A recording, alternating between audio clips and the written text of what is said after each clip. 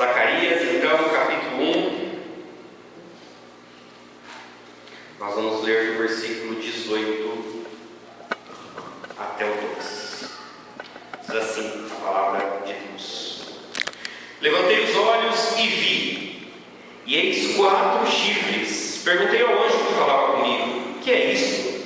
Ele me respondeu: são chifres que dispersaram a Judá, a Israel e a Jerusalém. O Senhor me mostrou 4 ferreiros. Então perguntei: que vem fazer estes? Ele respondeu: aqueles são os chifres que dispersaram a Judá, de maneira que ninguém pode levantar a cabeça. Estes ferreiros, pois, vieram para os amedrontar, para derribar os chifres das nações que levantaram seu poder contra a terra de Judá para espalhar. Tornei a levantar os olhos e vi, e eis um homem que tinha na mão um cordel de medir. Então perguntei: para onde vais tu? Ele me respondeu: medir Jerusalém, para ver qual é a sua largura e qual o seu comprimento. Eis que saiu o anjo que falava comigo, e outro anjo lhe saiu ao encontro. E lhe disse: corre, fala a este jovem: Jerusalém será habitada como as aldeias sem muros, por causa da multidão de homens e animais que haverá nela. Pois eu lhe serei, diz o Senhor, um muro de fogo em redor, e eu mesmo serei no meio dela a sua glória. E fugi agora da terra do norte, diz o Senhor, porque vos espalhei como os 4 ventos do céu, diz o Senhor. E salve-te, ó Sião, tu que habitas com a filha da Babilônia, pois assim diz o Senhor dos exércitos: para obter ele a glória, enviou-me às nações que vos despojaram, porque aquele que tocar em vós toca na menina do seu olho. Porque eis aí agitarei a mão contra eles, e eles virão a ser a presa daqueles que os serviram. Assim saberei vós que o Senhor dos exércitos é quem me enviou. Canta e exulta, ó filha de Sião, porque eis que venho e habitarei no meio de ti, diz o Senhor. Naquele dia muitas nações se ajuntarão ao Senhor e serão o meu povo. Habitarei no meio de ti, e saberás que o Senhor dos exércitos é quem me enviou a ti. Então o Senhor herdará Judá como sua porção na terra santa, e de novo escolherá a Jerusalém. Cale-se toda a carne diante do Senhor, porque ele se levantou da sua santa morada. Vamos abaixar nossas cabeças de novo, orar novamente. Senhor, nós te louvamos por esta noite. Te agradecemos por este culto, te agradecemos por todo o louvor, toda a adoração que houve até aqui. Que o Senhor esteja abençoando o Pai amado neste momento, e através da ação do Espírito Santo esteja trabalhando nos nossos corações para ouvir a tua doce voz. É isso que nós oramos em nome de Jesus. Amém. Continuamos então, irmãos, falando sobre esse Deus que é uma esperança, e é uma esperança que traz restauração à nossa vida. Hoje nós vamos ver um Deus que age para purificar o seu povo. Nós vamos aprender 3 lições. Primeiro, que Deus julga os inimigos do seu povo. Em segundo lugar, que Deus prepara um lugar seguro para que o seu povo possa habitar. Em terceiro e por último, Deus chama ao seu povo a um compromisso, a uma purificação diante do julgamento que ele faz contra os inimigos e diante da promessa de um lugar seguro. Queria que vocês imaginassem comigo aqui uma criança perdida em um shopping. Quem aqui já se perdeu nas lojas, de departamento, aí, com aquelas montes de arara, roupa para todo lado? Essa criança, na hora que ela percebe que ela está perdida, ela se desespera. Ela começa a correr em círculos, olha em volta sem saber o que fazer. De repente ela ouve de longe uma voz conhecida, porque o pai e a mãe sempre estão de longe. Porém, ela não sabe direito de onde vem essa voz. Ela está assustada, ela está com medo. Tenta encontrar essa voz, esse seu pai, a sua mãe que está chamando ela. Ela corre por várias direções, tromba com pessoas estranhas nessa loja. E o pai e a mãe olhando de longe, vendo tudo aquilo. Então o pai começa a andar rápido em direção ao seu filho para que possa acalmá-lo e pegar ele no colo, mas ela ainda não consegue ver o pai e a mãe chegando ao perto. Então, de repente, o pai grita e chega perto dela e fala: filho, vem aqui, eu estou aqui. E pega ele nos braços. A criança finalmente ouve a voz sente o abraço do seu pai, ela encontra então ali descanso, segurança e agora a direção que ela precisava. Por quê? Porque os nossos pais, quando nós somos pequenininhos assim, são a nossa segurança, é o nosso porto seguro. Por isso que a gente vê as crianças, na hora que tem que sair lá para o cultinho, ficam desesperadas. Como assim meu pai vai ficar, minha mãe vai ficar? Eles são a segurança, o porto seguro que eles têm. O livro de Zacarias, irmãos, foi escrito para um povo cansado, como nós falamos semana passada. Ele está voltando do exílio da Babilônia, 70 anos numa terra que estava ali totalmente destruída agora. Eles olham para o templo que era majestoso, o templo de Salomão. Hoje o templo está em ruínas. E eles tentam então recomeçar as suas vidas no meio de ruínas. Eles estão desanimados, eles estão com muitas incertezas no coração, eles estão tristes.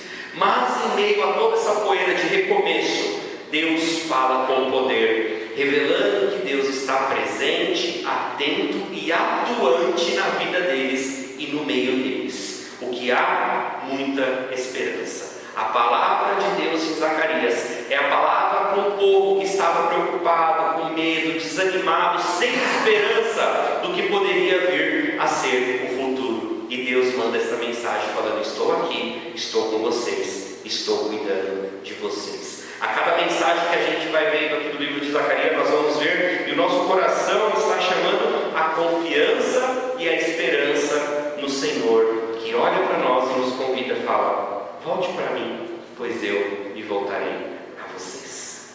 Nós podemos ser como essa criança que eu falei no início, perdidos, andando para lá e para cá, desesperados, sem saber para onde vamos, com medo porque perdemos onde está o nosso Pai.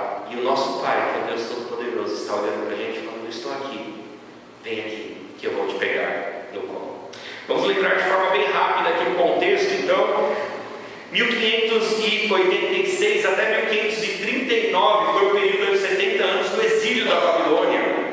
Jerusalém foi totalmente destruída por Nabucodonosor, que era o rei da Babilônia. O templo foi totalmente arrasado, a cidade foi queimada e grande parte da população foi levada como cativa para a Babilônia.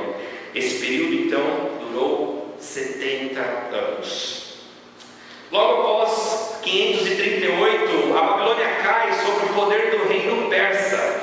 Então sai no lugar dele o imperador Ciro. E o imperador Ciro, a cultura dos persas era totalmente diferente da Babilônia. A Babilônia, enquanto destruía a cidade, levava como cativo para o povo, para a Babilônia, para a sede deles. Os povos persas, eles permitem que o povo volte, reconstruam, tenham suas vidas, tenham sua religião, desde que eles paguem os impostos corretamente para o império.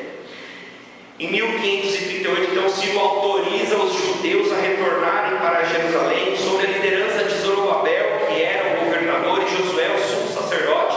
E aí eles têm uma missão: reconstruir a vida deles, começar a vida do zero, começar a vida no meio de uma ruína, de uma destruição. E é a hora de começar a trabalhar. Eles começam pelo templo, começam ali a erguer então pilastra, fazem a base do templo, já não com aquela majestade do templo de Salomão, um pouco menor, mas vamos ter um templo. Só que aí começa as dificuldades. Os inimigos por volta, principalmente a Samaria, começam então ali a fazer campanhas, inclusive com o rei persa, para que eles não consigam o material que eles precisam, que eles não consigam a construção que eles fazem. Isso traz desânimo. O povo começa a pensar: poxa, agora que está dando tudo certo, agora que a gente voltou para nossa casa, vem as dificuldades. E aí eles começam a desanimar. E aí eles começam a se preocupar com as suas vidas. Vamos cuidar da nossa vida, deixa o templo para lá. E aí a gente tem então o Ageu, o livro de Ageu, onde traz ali uma mensagem que eles precisavam priorizar a obra de Deus nesse momento. E no mesmo momento chega Zacarias para olhar para eles e falar sobre o coração deles.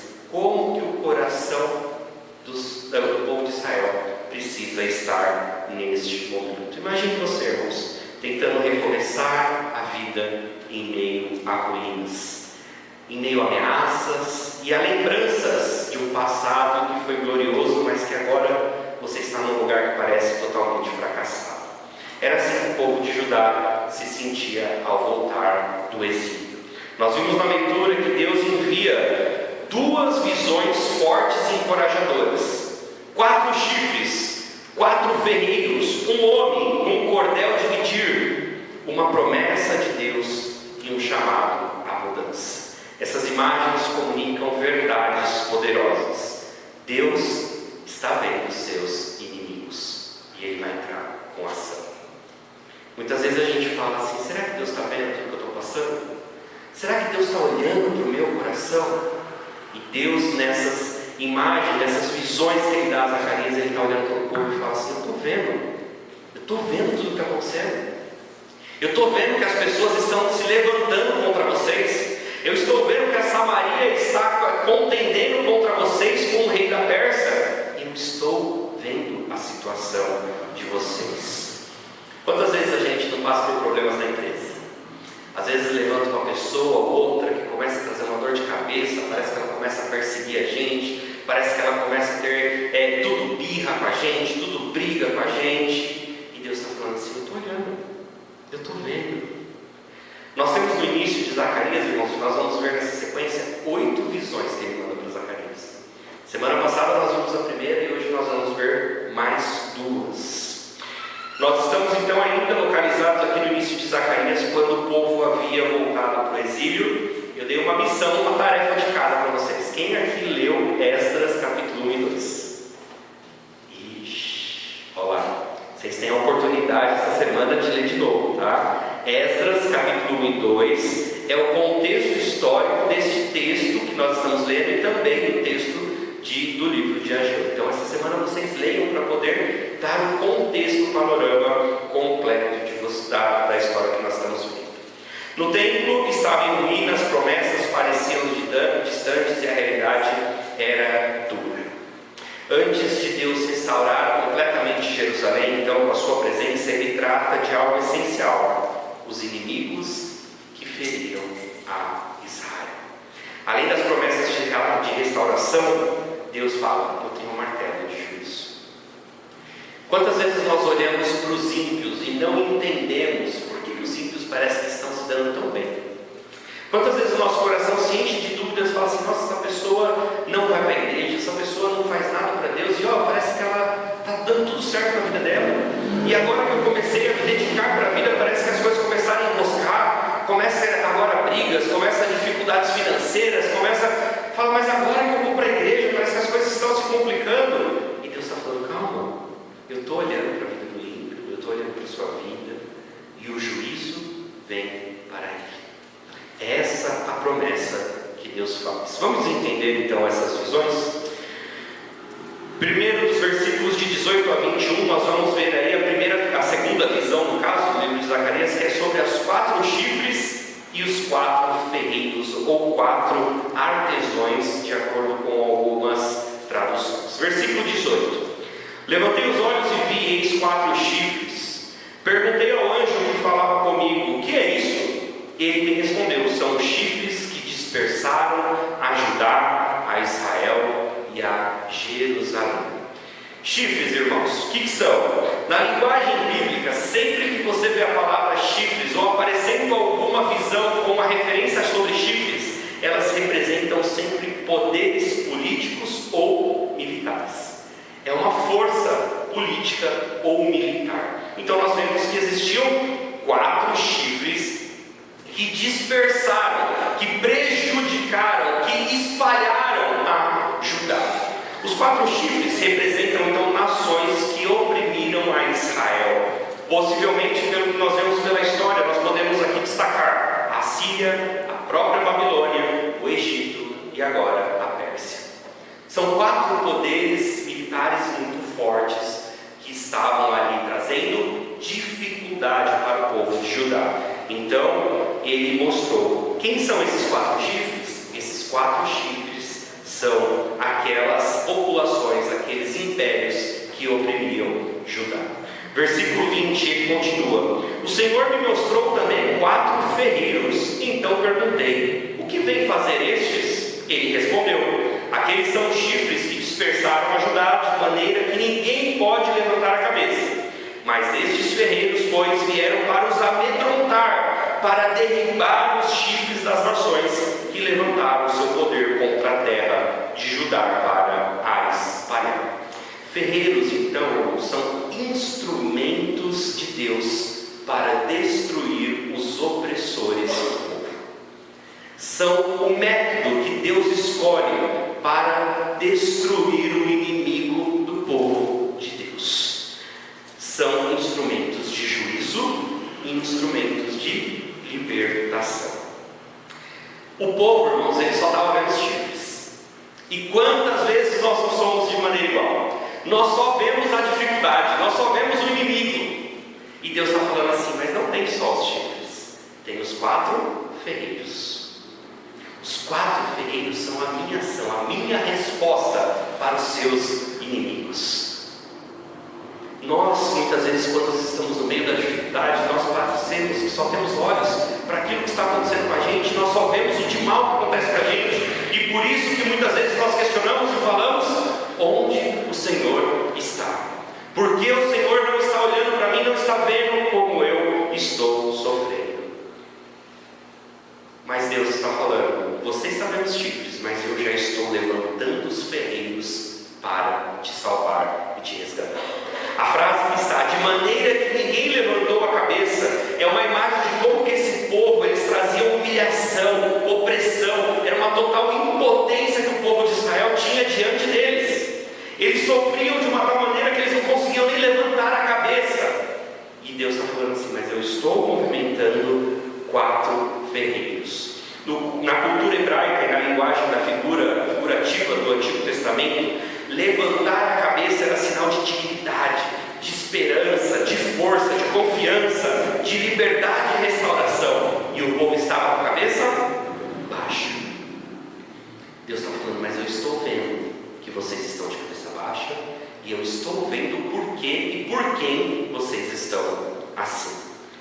Por outro lado, eles não conseguiam levantar a cabeça. Indica que as pessoas, o povo, estava completamente abatido emocionalmente, espiritualmente, fisicamente. Eles viviam debaixo do peso e da vergonha. Eles foram esmagados pelos opressores a ponto de perder a capacidade de reagir. Quantas vezes nós chegamos numa situação da nossa vida que nós perdemos a força para reagir? Você fala assim, não tenho mais forças, acabou as minhas forças. É tanta batalha que vem, é tanta luta, parece que vem uma atrás da outra. Às vezes eu converso com alguns irmãos que eu falo assim, misericórdia. Eu falo, a gente até brinca, né? Se a gente fosse católico aí, né? Antigamente os antigos sabem, vamos procurar uma benzedeira, né? Que falava, porque a coisa está tão feia, parece que vem uma dificuldade atrás da outra. E você fala assim, meu Deus, eu estou sem forças. Era assim que o povo de Israel estava. É assim que muitas vezes nós estamos na nossa vida. Os 4 chifres, então, representam impérios, nações que atacaram a Judá. Eles oprimiam o povo de Israel de tal forma que ninguém conseguia levantar a cabeça. Ou quer dizer, não havia força para resistir, não havia ânimo para recomeçar. Não havia liderança forte, nem segurança nacional. O povo estava humilhado e fraco com toda aquela situação. Talvez você já tenha se sentido assim, tão sobrecarregado, tão envergonhado, tão ferido, que não consegue nem levantar os olhos. Mas a mensagem de Zacarias é que Deus não se esquece dos que estão com a cabeça baixa. Ele envia ferreiros para derrubar os chifres e restaurar o ânimo do seu povo. Deus, irmãos, não ignora os seus inimigos. Ele os julga no tempo certo. Seja lá qual for a sua dificuldade, Deus vai trazer resolução no momento certo. Mesmo que pareça que os ímpios prosperem, Deus já tem os seus ferreiros preparados. Seu juízo vem com precisão. Ele é cirúrgico, perfeito. Quantas vezes a gente olha e fala assim, por que Deus permite essas coisas no mundo? E Deus está falando, calma, o meu juízo está vindo na hora certa. Deus, Ele é um justo juiz. Ele vê quando os poderosos se exaltam e oprimem os pequenos. E Ele vem no resgate dos pequenos. Para nós hoje, Deus trata com justiça os que ferem a sua igreja e julga toda a maldade, inclusive a nossa, se não nos arrependermos dos nossos pecados. Deus, Ele levanta libertadores. Os ferreiros são símbolo da providência de Deus na nossa vida. Ele vai agir, Ele vai entrar com ação na nossa vida. Mas Deus, Ele não está passivo, irmãos, diante dos nossos inimigos, diante da nossa situação. Muitas vezes, quando a gente está nessa situação de desânimo, nós temos a tendência a acreditar que Deus está sentado, que Deus esqueceu de nós, que Deus tem coisa mais importante para se preocupar. E Deus está falando, não, eu estou olhando exatamente para você. Eu já estou preparando os meus ferreiros para cuidar da sua situação. A mensagem de Deus nessa segunda visão é: calma, eu estou trazendo a resolução deste problema. Eu já estou movimentando os pauzinhos, né, que a gente tem esse ditado. Deus está falando assim: eu já estou movimentando tudo. Você só está vendo os chifres, as dificuldades, mas eu já estou preparando os ferreiros. Ele continua a partir do capítulo 2, então, com outra visão que traz a mesma relação. Versículo 1 do capítulo 2 diz assim: tornei a levantar os olhos e vi, e eis um homem que tinha na mão um cordel de medir. Então perguntei: para onde vas tu? Ele me respondeu: medir Jerusalém, para ver qual é a sua largura e qual o seu comprimento. Eis que saiu o anjo que falava comigo, e outro anjo lhe saiu ao encontro e lhe disse: corre, fala a este jovem, Jerusalém será habitada como as aldeias sem muro, por causa da multidão de homens e animais que haverá nela. Pois eu lhe serei, diz o Senhor, um muro de fogo em redor, e eu mesmo serei no meio dela a sua glória. A visão continua e ela traz assim uma continuação para tudo aquilo que Deus estava mandando para o povo. Primeiro Deus olhou e falou: calma, eu sei que vocês estão desanimados, porque na hora que vocês tomaram atitude, parece que os inimigos vieram e tudo ficou mais difícil, mas eu estou agindo. E agora Ele vai dar uma promessa gloriosa.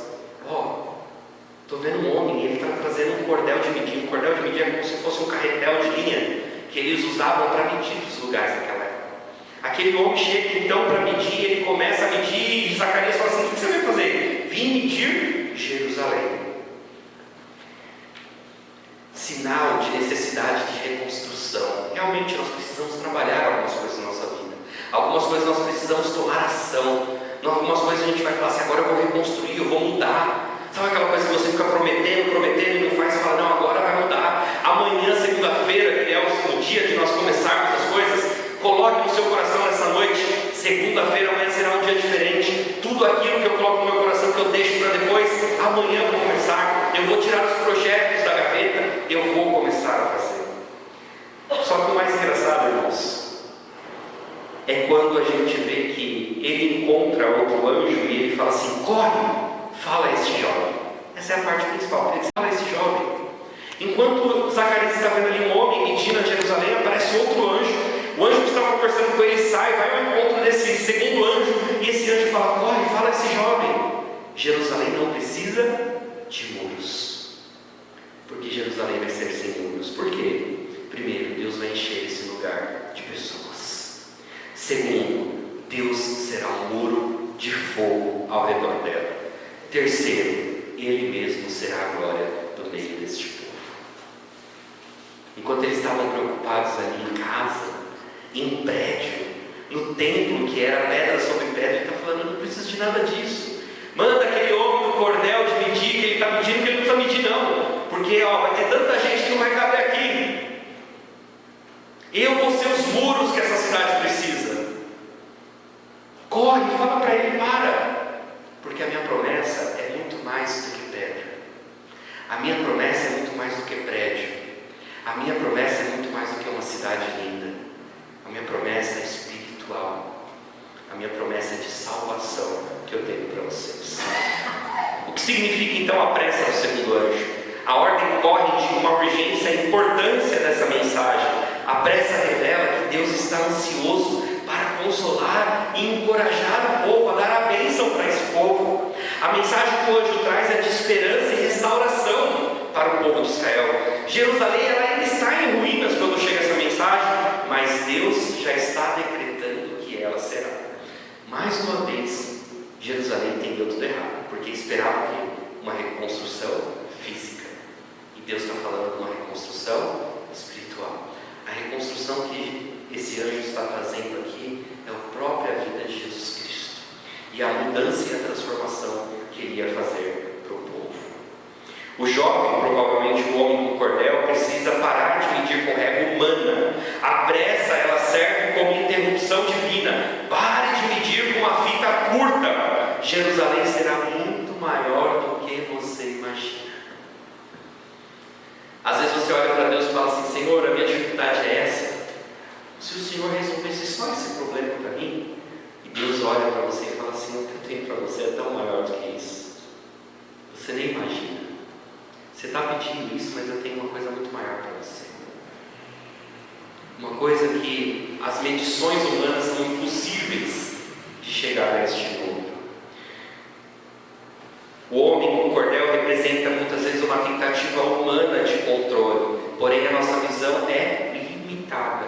O homem está medindo Jerusalém para reconstruir, uma tentativa de estabelecer limites, muros, segurança, mas o anjo interrompe isso com urgência, dizendo: Jerusalém será habitada como cidades sem muros. Eu mesmo serei muro de fogo. O homem representa então a visão limitada que nós temos, irmãos, das situações. Quantas vezes nós olhamos para a situação com os olhos humanos e falamos: meu Deus, se fizesse isso, se fizesse aquilo, se a gente fizesse aquilo. Às vezes no meio de uma briga, de um desentendimento, você fala: se eu talvez falar isso, se eu conversar com tal, e Deus está falando: calma, que estou no controle, eu vou resolver toda essa situação, eu vou colocar tudo no lugar. Enquanto nós pedimos, irmãos, para reconstruir como era antes, na nossa visão, Ele já tinha algo planejado que não cabe nas nossas medidas. O povo de Israel não podia imaginar que a reforma, que o controle, que o reino que viria seria o próprio Jesus Cristo. Um reino que não é possível derrubar com armas nucleares. Um reino que não é possível derrotar com os exércitos. Porque é um reino que cumpriu a sua missão naquela cruz. O homem, ele não é repreendido diretamente, irmãos. Ele é interrompido, mas a sua ação é parte da cena que introduz essa promessa maravilhosa do nosso Deus. Isso pode sugerir que, em certo nível, irmãos, ele também representa a intenção de reconstrução, que muitas vezes nós temos doação, nós lutamos para fazer as coisas de forma de coração limpo, mas Deus está falando: calma, o que eu tenho para você é muito maior do que você pode medir, do que você pode imaginar. Um muro de fogo, um muro de proteção divina, glória, Ele estará no próprio meio do seu povo. A pressa de Deus em consolar o seu povo aponta para uma graça que Ele toma a iniciativa. Ele fala assim: calma, que eu vou tomar as iniciativas, eu vou trazer as resoluções. Deus então promete proteção melhor do que qualquer homem possa imaginar.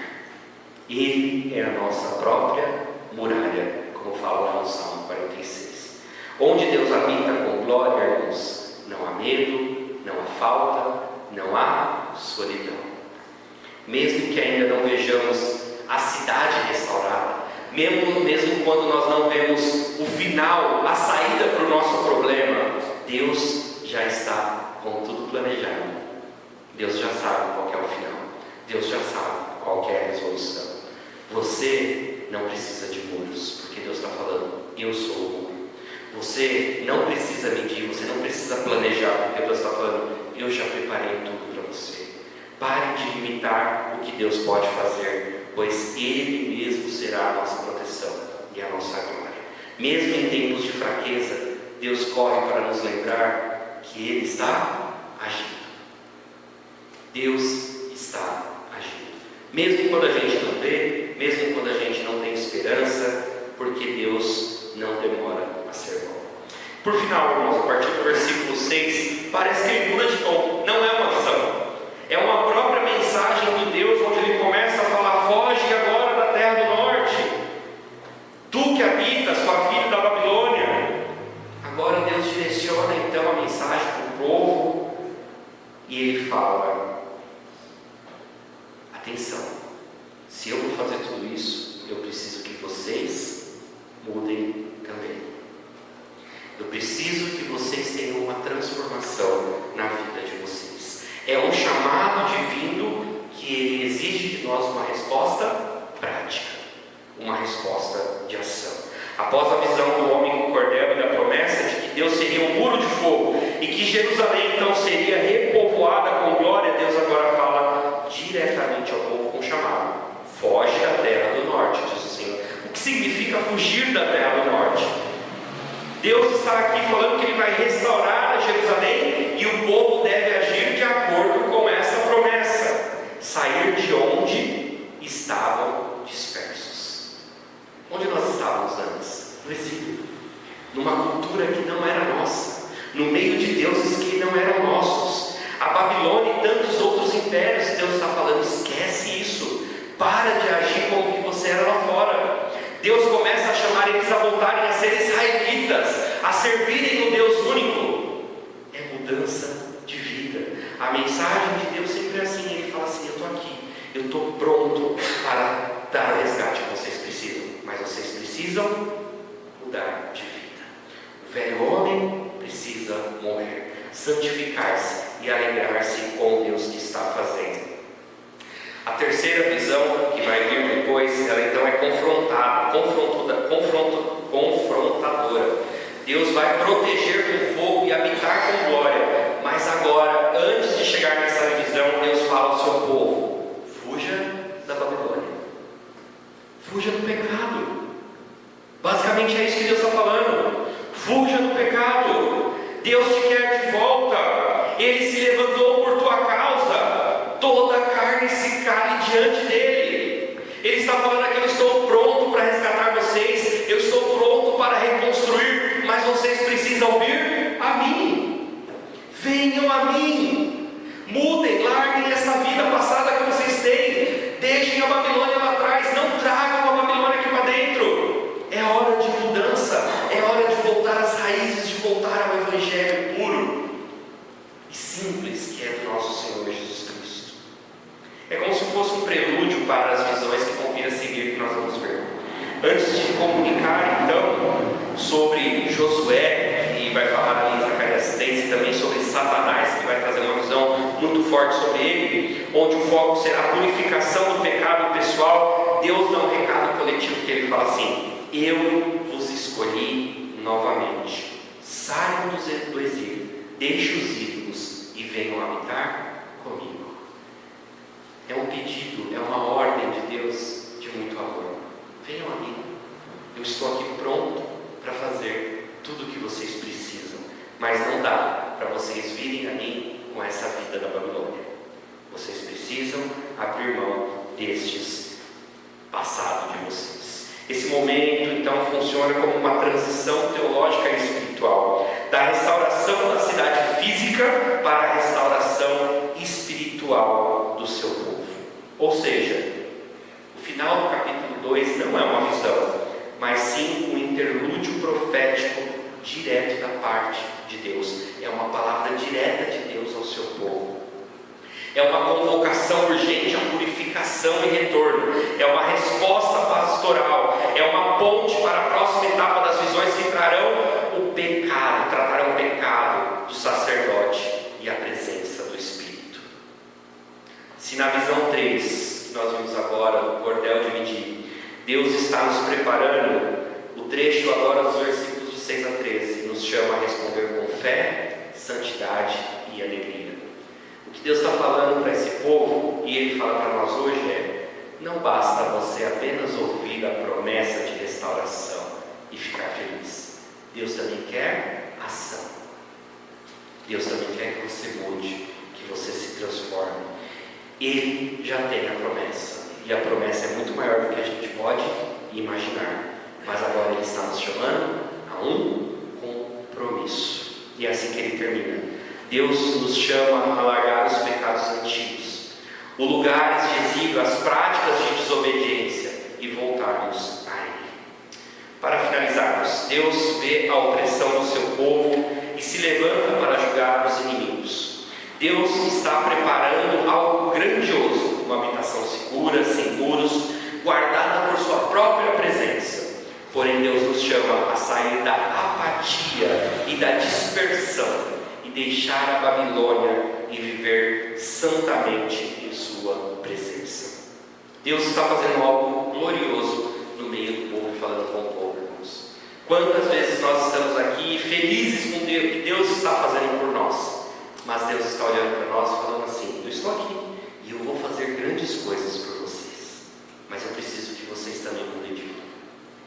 O que Deus está falando aqui, Ele quer uma conversão do nosso coração, Ele quer um amor sincero, Ele quer que a gente se dedique a Ele de forma plena e perfeita. Ele é o verdadeiro ferreiro, Ele é o nosso muro de fogo, Ele é a glória que está aqui no nosso meio. Você está tentando medir a vida com as suas fitas curtas, irmãos? Você está tentando reconstruir muros para se proteger?